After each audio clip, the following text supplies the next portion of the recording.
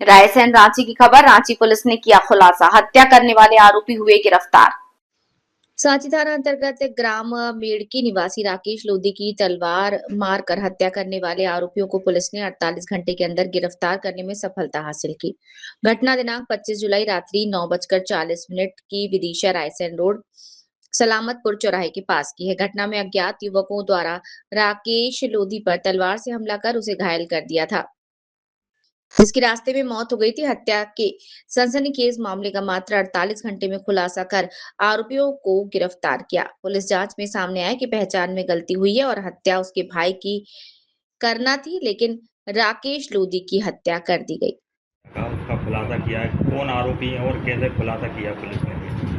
ये 25 जुलाई 2026 की रात्रि 9:40 की घटना है, जिसमें सलामतपुर तिराहे पर स्थित दुकान जो हार्डवेयर की दुकान है, उसके संचालक राकेश लोधी जब अपने घर की तरफ आ रहे थे, तब उनको उनकी बाइक और उनके भाई को रोककर कुछ अज्ञात बदमाशों द्वारा उनके ऊपर हमला किया गया, जिससे ओवरब्लीडिंग की वजह से उनकी अस्पताल में मृत्यु हो गई थी।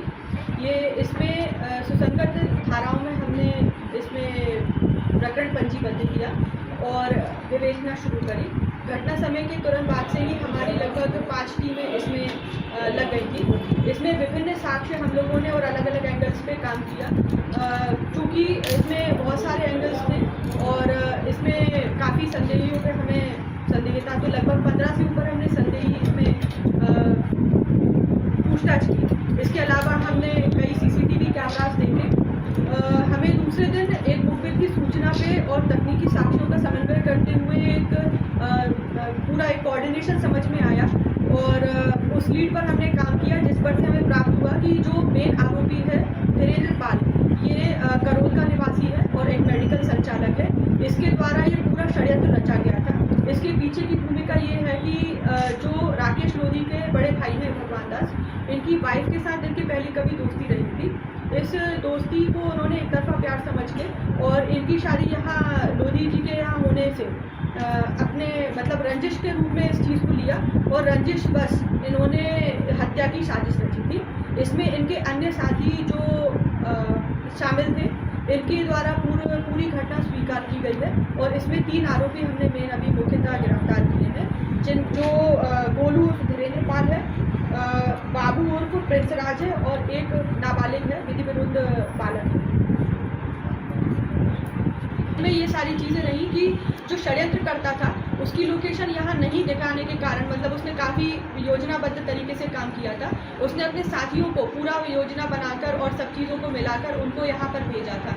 चूँकि फ़ोटो और कदकाठी से जो उसका भाई है राकेश लोधी, ये बिल्कुल सेम देखते थे और अलग अलग गाड़ियों से होने के कारण, और जो गाड़ी अधिकतर भगवान दास के मतलब के द्वारा यूज़ की जाती थी बाइक, उसका वो राकेश लोधी आज उस समय चला कर आ रहा था।